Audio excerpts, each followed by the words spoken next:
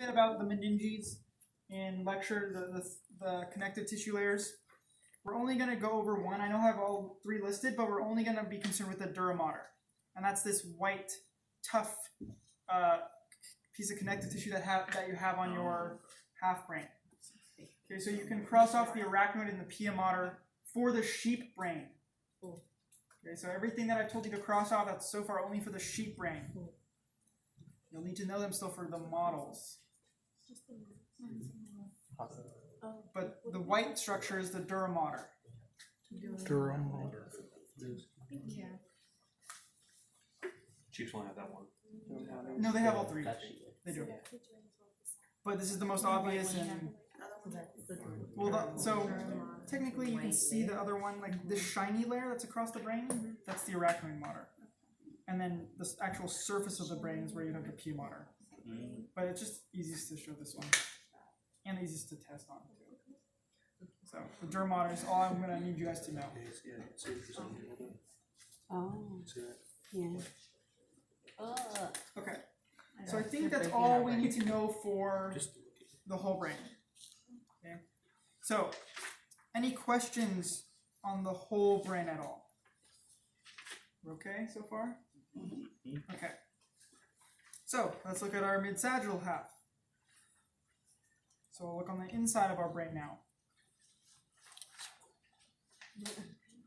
Now, if we're looking at the cerebral hemispheres, okay, and we sort of start from the top, we're going to go deep into the tissue, and there's going to be this sort of bridge at the top here. Sort of a white tissue layer.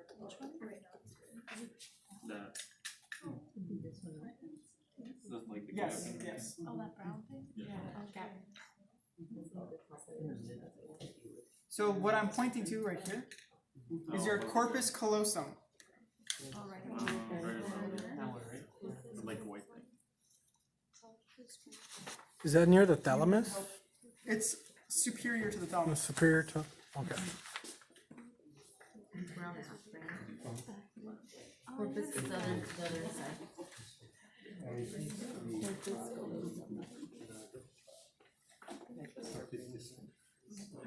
one? Is this one opening? What's that opening? No, it's right above it. So it's not, yeah, it's not the opening.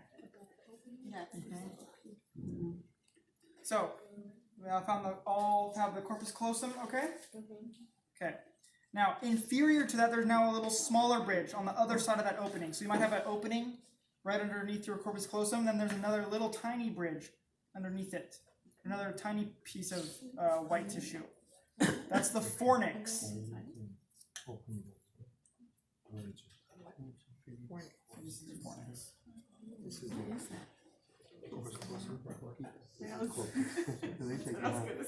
Here's the fornix. So inferior to your corpus callosum.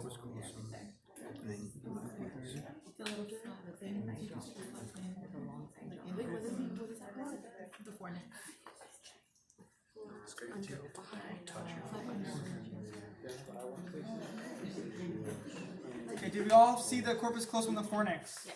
Okay. Now, if you kind of put your thumb on either side and kind of open a little bit, and you're going to see a space. Okay? That's your lateral ventricle. That space there, that's the lateral ventricle that holds cerebrospinal fluid.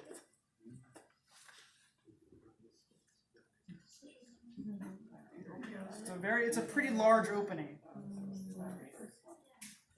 So in between your corpus callosum and the fornix, you have the lateral ventricle.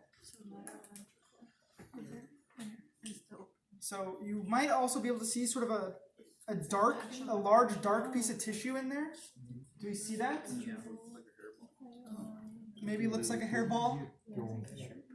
That's a choroid plexus. That makes the cerebrospinal fluid. That's how it was. Plexus, no, we don't have it. This would be it right here. But when they cut it in half, it popped up. That is what Oh, this is supposed to big. go in there. Well, yeah. It's only the core plexus. The funnel cells help circulate. Back in there. Okay, I would just do it like that too. Put it in there, buddy. Do you guys have one? I don't Jordan? know. This is it right here. But it, obviously it popped out. Okay. See, it's when you pop up the poop on insurance. It's supposed to be in the hole. Okay. Are we okay with the lateral ventricle? Okay. Yeah, Now- it's not rolling. Inferior to our fornix, you're gonna see sort of a circular shaped tissue. Okay, that's the thalamus. That one, Yep. Thalamus. So it's a sort of circular shaped Yeah, I'm gonna do it at tissue, home, that's why. just inferior to the fornix. It does. Did you know the thalamus? Oops, sorry. Oh, yeah, that one. No, this one. So circular under black.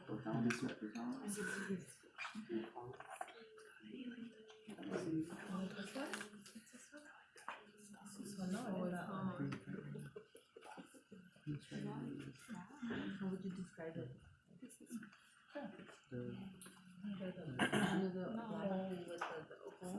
Okay, so the thalamus is that circular structure, but there's also a ventricle here. Okay, so the third ventricle, so the thalamus is basically, it has two halves, and in the middle of those two halves, you have the third ventricle. So on an exam, if I point to the thalamus, but I'm asking you to identify the space, I'm asking you for the third ventricle. If I point to the thalamus and ask you for the structure, I'm asking for the thalamus. Okay, so they're in the same location, Got interest for not structure, asking for the what? space. Third structure, space. You can think of the thalamus shaped like an H. And there's a little bridge that connects the two halves. And in between the two bars of the H, that's where the third ventricle is, surrounding the bridge of the H. You don't see anything that's. Yeah, it's. You're not gonna see it. You can't see it. Yes, the space is the Yeah, there's no structure and then there's that structure. Okay. So another space is going to be this sort of area that's just posterior to the thalamus and just posterior to the corpora quadrigemina. So the area or the space that's going to be between the corpora quadrigemina and the cerebellum, that's called the cerebral aqueduct.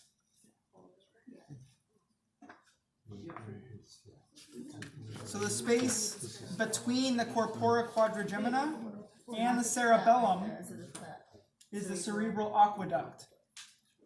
It's on the surface. Oh. Yeah. Oh.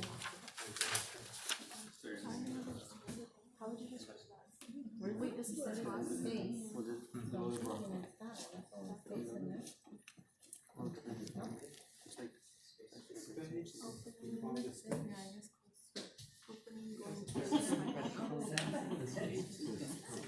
I have a mouth closed. What square again?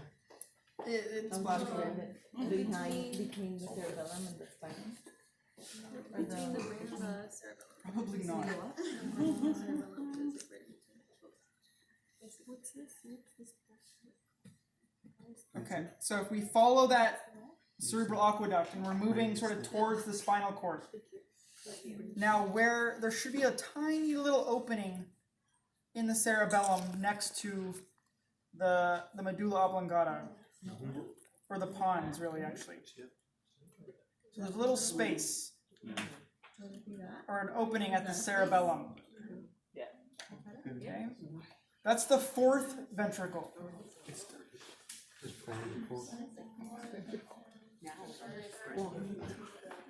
You don't wash it, but.